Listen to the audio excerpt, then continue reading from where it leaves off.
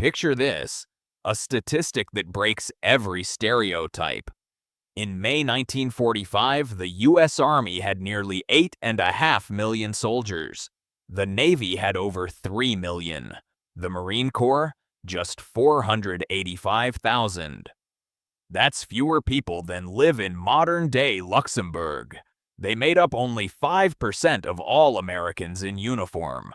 But when the casualty reports came in, the numbers stunned Washington. The Marines, that tiny fraction of the armed forces, absorbed every 10th American loss in World War II.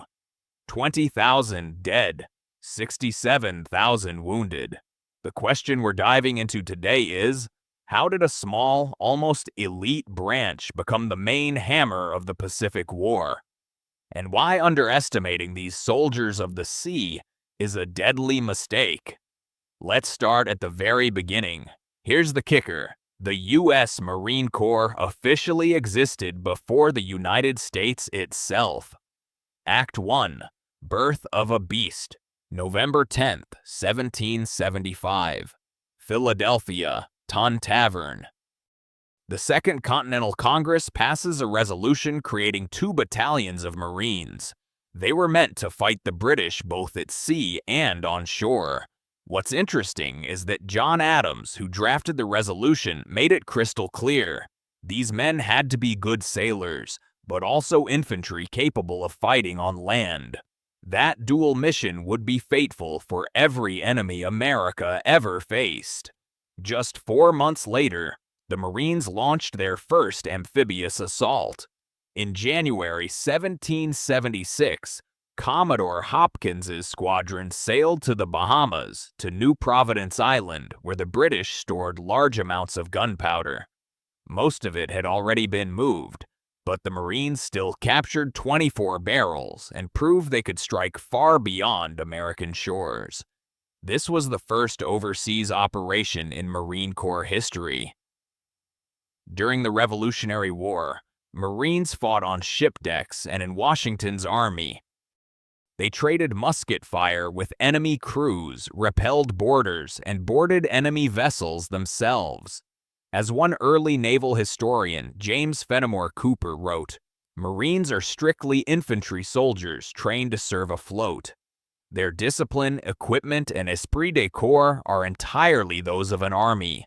They guard the ship, keep order, and in battle they sustain that stern discipline."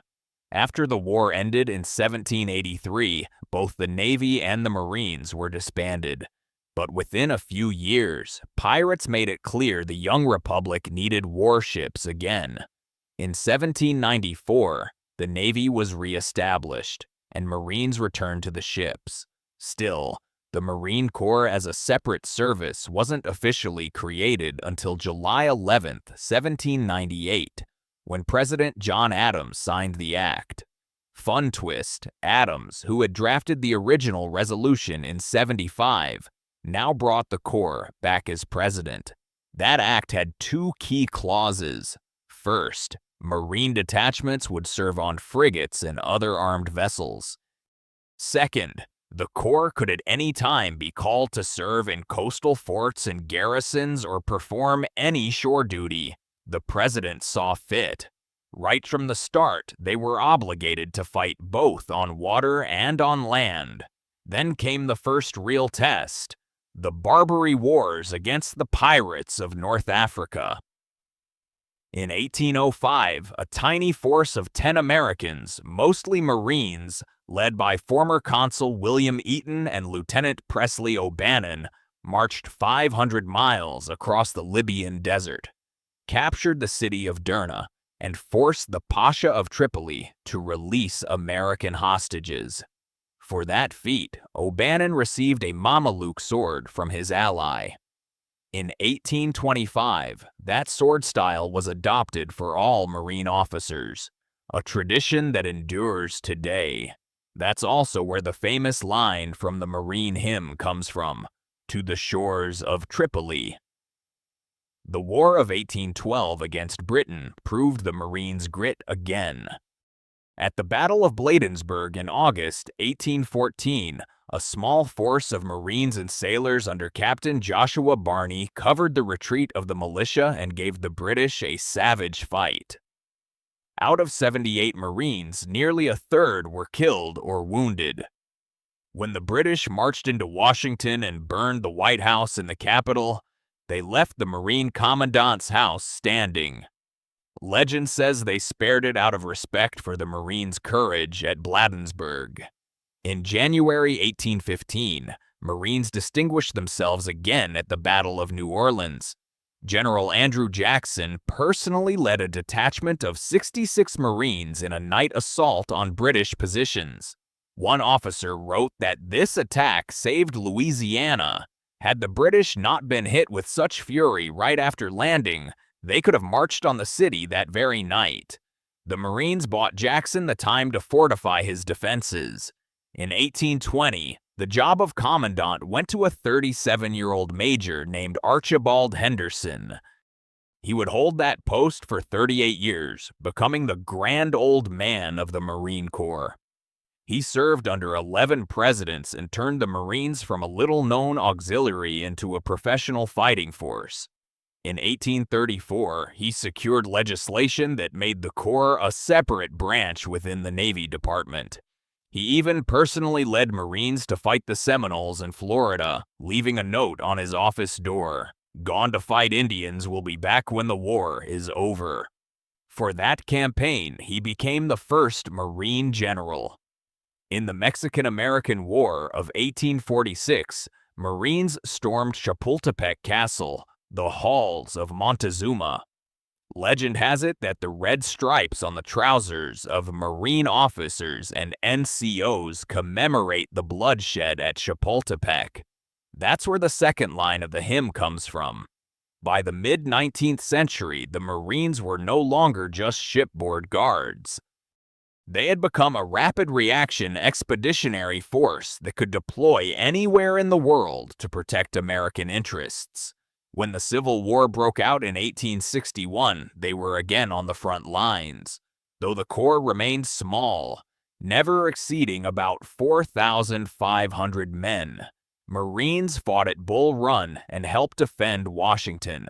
On the James River in 1862, Marine Corporal John McKay became the first Marine to receive the Medal of Honor for heroism at Fort Darling. But mostly they stuck to their amphibious roots, blockading southern ports, raiding coastlines, assaulting fortifications. After the Civil War, the Marines reverted to their traditional role, responding to crises worldwide. In the 1870s, they fought in Korea, capturing citadels in hand-to-hand combat.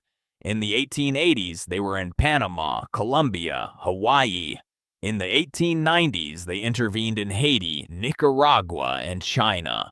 In the Spanish-American War of 1898, they conducted the famous landing at Guantanamo Bay and fought in Cuba. By the end of the 19th century, the Corps' fighting spirit was fully forged. In 1883, the official motto appeared, "Semper Fidelis," always faithful. Faithful to the Corps, to each other, to the nation. The nickname Leathernecks stuck from the leather collars they wore in the 18th and 19th centuries. That unique culture, that deep-rooted pride, set the Marines apart from every other branch. And when the World Wars came in the 20th century, that culture, that fighting spirit, and that hard-won experience would prove decisive.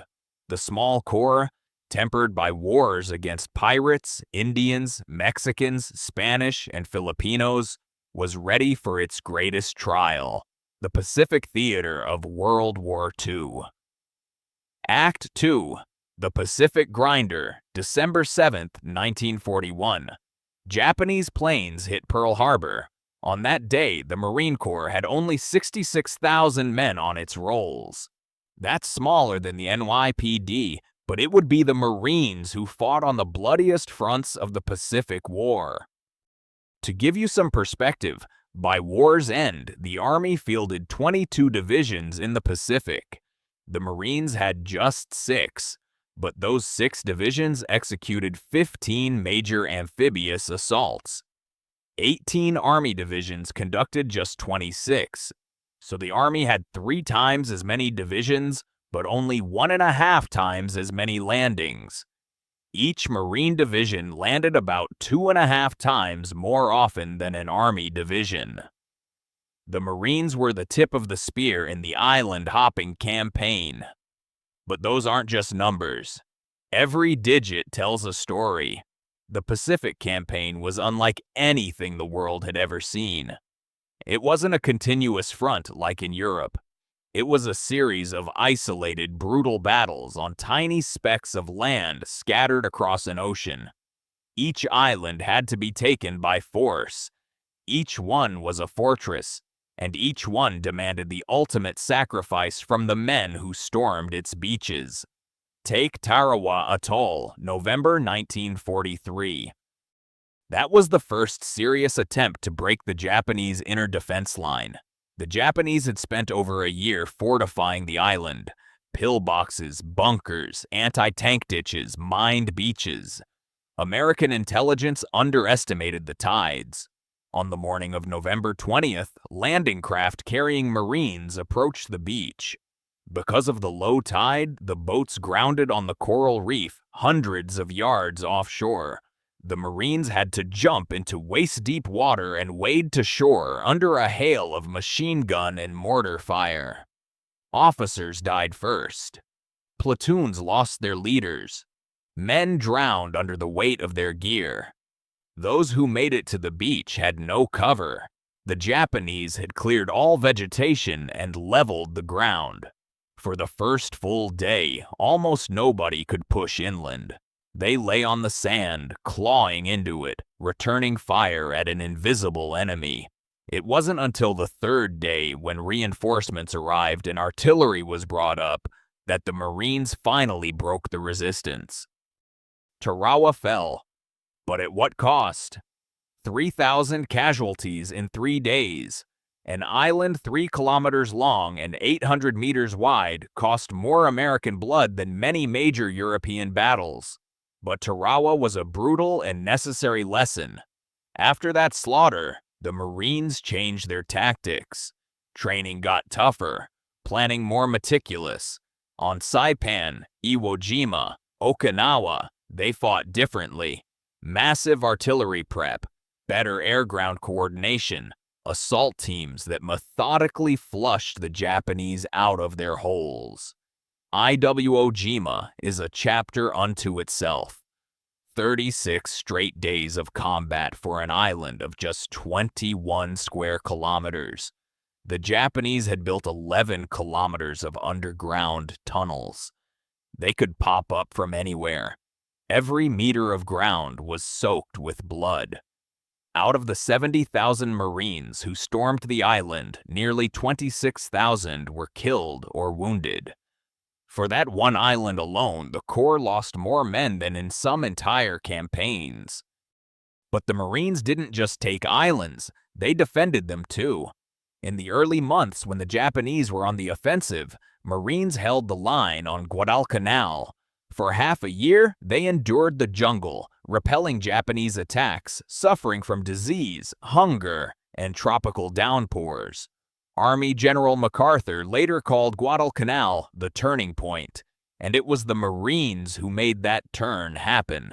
The conditions on Guadalcanal were almost unimaginable. Marines fought in torrential rain, slept in waterlogged foxholes, and survived on meager rations. Malaria and dysentery swept through the ranks, yet they held. They refused to break, and they proved that the Japanese war machine could be stopped. Now, let's look at the numbers that even military historians find staggering. Altogether, about 669,000 men served in the Marine Corps during the war. Of those, 67,000 were wounded. That's more than the entire pre-war strength of the Corps. In other words, the number of wounded exceeded the total number of Marines on the day America entered the war. And 20,000 were killed. 1 out of every 10 U.S. combat deaths in World War II. One more fact. 98% of Marine officers and 89% of enlisted men served overseas. For the other branches, that average was 73%. The Marines went to war almost to the last man. No rear echelon cushy jobs. Everyone who wore that globe and anchor emblem was on the front line. How did such a small corps handle that crushing load? The answer is in its organization. Unlike the Army, the Marines were completely self-contained. They had their own aviation, their own armored vehicles, their own logistics, their own engineers, reconnaissance, medical units. When a Marine division was ordered to take an island, IT went with its own aircraft, artillery, tanks, sappers, doctors, signalers, supply troops. They didn't have to wait for the Army to show up with support. It was a whole striking fist, wrapped in steel and fire. The Marine divisions were designed to be expeditionary in the truest sense. They could land on a hostile shore with everything they needed to fight, sustain themselves, and win. This self-sufficiency was their greatest strength. It allowed them to operate in the most remote corners of the Pacific, far from supply lines and reinforcements. It was during World War II that the Marine Corps took on the shape it largely holds today. 6 divisions, 4 air wings, hundreds of shipboard detachments. They were no longer just infantry. They were combined arms expeditionary forces. They perfected ship-to-shore movement, developed tactics for breaching fortified beaches, and learned to work seamlessly with the Navy. That experience would pay off for decades. Act 3. The Tool of Victory. So we've seen that the Marines were small but brutally effective. What made them so lethal that the Japanese called them devil dogs and the Germans in WWII called them Teufelshunde? There are 6 key factors that explain their combat effectiveness, and each one is crucial to understanding why this tiny branch accomplished so much. First, integration with the fleet. Marines were never just infantry carried on ships. They were full-blown amphibious assault forces. Unlike the Army, which needed ports and piers, Marines went straight from ship to beach. They didn't wait for docks to be built. They crashed ashore under naval gunfire. How did that work? Big Navy warships, battleships, cruisers, destroyers opened up with their main batteries hours before the landing. They pounded Japanese positions. Then the landing craft went in. As the Marines hit the beach, the ships kept firing, neutralizing any strong points that threatened the advance. If Marines needed more support, they could call it in by radio. Those artillery ships were just a few kilometers offshore. This naval gunfire support was absolutely critical. It was the difference between life and death for the men on the beaches. The Navy and the Marines trained together for years before the war, and that training paid off in the chaos of combat. Second, their own air power. During World War II, the Corps built its own aviation arm. Fighters to gain air superiority, dive bombers to hit shore defenses. Unlike Army air units operating from land bases, Marine aviation often flew from carriers and could support the landing from the very start. By war's end, the Corps had 5 air wings and 132 squadrons, nearly 1,500 aircraft. Each Marine division had its own air wing, and that was a huge edge. On Iwo Jima, Marine pilots struck enemy positions minutes before the infantry went in. Ground-air coordination was razor-sharp. The pilots knew the terrain, knew the objectives, and knew the men on the ground. They could deliver close air support with surgical precision. Third, autonomy and logistics. Marines brought their own engineers to clear obstacles, build bridges, and even construct airstrips. They had their own medical battalions, ammunition dumps, food supplies, even their own burial details. When a Marine division got orders, IT didn't just go into battle. It went with all the infrastructure needed to sustain combat. The Seabees, Navy construction battalions, played a vital role. These guys built runways on captured islands, repaired roads, erected barracks and depots. They could unload hundreds of tons of cargo on an unimproved beach and turn a barren atoll into a full-fledged base in days. Without the Seabees, the island-hopping campaign would have been impossible. They were the unsung heroes of the Pacific War. Fourth, adaptability. The Marines didn't stick to one tactic. After Tarawa, they radically revamped their methods. They paid more attention to beach reconnaissance and tide tables. They used amphibious tractors that could carry troops all the way to shore without getting stuck on reefs. They developed better ship-to-shore communications. They learned from their mistakes, and fast. This ability to adapt on the fly was one of their greatest assets. They didn't repeat the same errors. They evolved with each battle, becoming more efficient and more deadly. Fifth, training. The Marine Corps has always worshipped individual marksmanship. Every Marine is a rifleman first. That's not just a slogan. In boot camp, recruits spent hundreds of hours on the range. Instructors demanded dead-eye accuracy. When a Marine raised his rifle, he knew he could hit targets at distances most soldiers considered extreme. That gave them a huge advantage. Japanese often couldn't tell where the accurate fire was coming from. The emphasis on marksmanship didn't stop at boot camp. Throughout the war, Marines continued to train and sharpen their skills whenever they had a moment of rest. They took pride in their shooting ability, and it showed in combat. Sixth, spirit. It's hard to quantify, but it's what bound the Corps together. Semper Fidelis. Always faithful. Faithful to the Corps. Faithful to your buddy. Marines never left their wounded behind. They carried them out under fire. They recovered the bodies of their fallen. They fought to the last round because they knew their brothers would do the same. That spirit was instilled from day one in boot camp and lasted a lifetime. The bond between Marines is unlike anything in any other branch. It's a brotherhood forged in the crucible of combat. No wonder that after the war, many Army veterans said, "If you need to take an island, send the Marines. If you need to hold it, send the Marines. And if you're not sure what to do, send the Marines. They'll figure it out." ACT-4. Evolution and Equipment. After World War II, the Marine Corps faced big changes. The Truman administration wanted to slash the military, and the Marines were on the chopping block. The Navy and Army both saw the Marines as redundant. They argued that the Army could handle amphibious operations and the Navy didn't need its own infantry. But the Korean War settled that debate.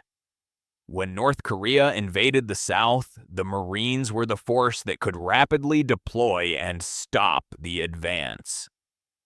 The Incheon landing became one of the most brilliant amphibious operations of the 20th century. It was a masterstroke that changed the course of the war.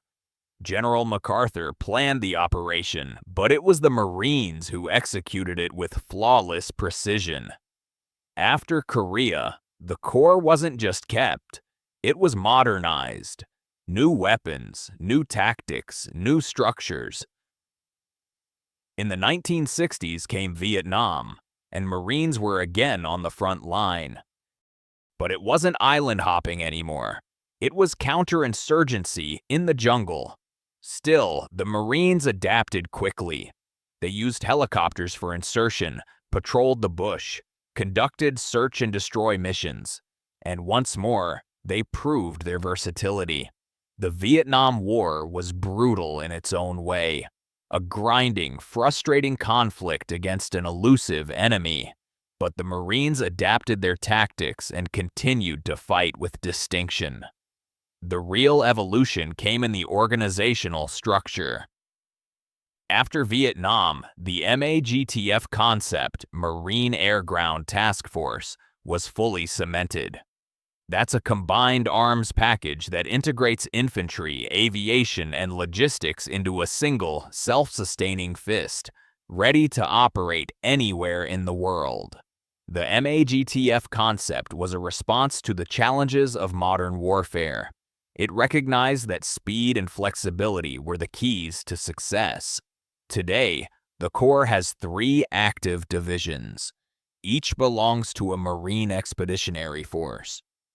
1st MEF is in California, covering the Pacific. 2nd MEF is in North Carolina, for the Atlantic and Europe. 3rd MEF is forward deployed on Okinawa, Japan, acting as the tip of the spear for Asia. There's also a 4th division in the reserves, ready to reinforce or replace combat losses. A Marine Expeditionary Force has about 23,000 troops, its own air wing, and a logistics group. That's enough to handle everything from full-scale invasion to humanitarian relief. Smaller Marine Expeditionary Brigades, up to 15,000, handle mid-size operations. And the smallest, Marine Expeditionary Units, just 2,200 people, are the most nimble. They consist of an infantry battalion, an aviation squadron, and a combat logistics battalion. Such a unit can deploy within days and handle a wide range of missions. Each MEU follows a cycle: 9 months of intense training on land, then 6 months afloat on amphibious ships, ready to respond at a moment's notice. These are the guys you see in the news, evacuating Americans, striking terrorist targets, delivering disaster relief. They are the ultimate rapid response force. But it's not just structure that changed. Weapons evolved too. In World War II, Marines carried M1903 Springfields and Browning machine guns. In Korea and Vietnam, M14s and M16s. Today, they use M4 carbines and the new M27. The M27 is a modified version of the German HK416, adopted specifically for the Marines. It's more accurate and reliable than the old M4, and that's important because the marksmanship culture is still alive and well. Marines still train to shoot farther and more accurately than their Army counterparts. Armor is unique too. The AAV-7 amphibious assault vehicle, despite its age, remains the primary troop carrier for ship-to-shore movement. It carries 25 Marines and packs a grenade launcher and machine gun. There are LAV-25 reconnaissance vehicles with 25mm cannons, and M1A1 Abrams tanks. But Command is already considering dropping the tanks for more mobility, because the faster the Corps can move, the more effective it is. Marine aviation has also leaped forward. Today there are AH-1Z Viper attack helicopters and UH-1Y Venom transports, deeply upgraded versions of the Hueys and Cobras that fought in Vietnam. These aircraft have been modernized with advanced avionics, weapon systems, and survivability features. Then there are MV-22 Osprey tiltrotors, aircraft that take off and land like helicopters but fly like airplanes. They've revolutionized amphibious operations, allowing Marines to leap hundreds of kilometers at airplane speed and touch down almost anywhere. The Osprey was controversial at first, expensive and prone to accidents, but it has proven its worth in combat, providing unmatched speed and range. Plus, F/A-18S and the new F-35S operate from both carriers and land bases. Marine air power is a miniature air force in its own right, capable of everything from air superiority to close ground support. The F-35 in particular represents a quantum leap in technology. It's stealthy, sensor-rich, and deadly. Gear is different too. Marines wear Marpat camouflage, a pixel pattern far more effective than the old Army UCP. They have advanced helmets, IMTV body armor, and Phil-B load-carrying systems. You can spot a Marine by his uniform alone, even by the way he wears it. And never call a Marine a soldier. He's a Marine, period. The uniform isn't just clothing. It's a symbol of identity and pride. Every Marine knows what it means to wear that eagle, globe, and anchor. So the Marine Corps has transformed from a small shipboard detachment into a global expeditionary force, able to operate independently anywhere on Earth. It's not just a branch of service. It's a miniature army with its own culture, traditions, weapons, and tactics. Conclusion. So we've traced the Marine Corps' path from Tavern in Philadelphia to the beaches of Iwo Jima and modern operations in the Middle East. We've seen how a tiny outfit of just 66,000 at the start of World War II swelled to nearly 500,000 and became the main hammer in the Pacific. We've understood why the Marines, not the Army, took on the heaviest amphibious assaults. Their strength wasn't in numbers alone, but in organization, Navy integration, organic air power, and self-sufficiency. Above all, we've realized that underestimating the Marines has always been expensive. The Japanese at Tarawa and Iwo Jima thought their fortifications were unbreakable. They didn't account for the Marines' tenacity and tactical flexibility. The Germans at Belleau Wood and WWII thought they were unassailable until the devil dogs fixed bayonets. The pirates in Tripoli and the bandits in Central America learned time and again that men with the globe and anchor don't back down. History is filled with examples of enemies who dismissed the Marines as just another infantry unit. They paid for that mistake with their lives. Today, the Marine Corps stands on the brink of new reforms. The focus is shifting from counterterrorism to deterring the Chinese fleet in the Western Pacific. Structure, weapons, and tactics are evolving. But one thing remains constant. The U.S. Marine Corps is still the fastest, best trained, and most motivated tool in America's strategic toolbox. And as World War II, Korea, Vietnam, Iraq, and Afghanistan have shown, underestimating these guys is a lethal mistake for any opponent. Because Marines fight not for medals or glory, but for the man on their left and the man on their right. For the motto, Semper Fidelis, always faithful. Faithful to the very end. And if you ever hear the sound of landing craft approaching your shore, you'll know one thing. It's too late to prepare, because the Marines are already coming.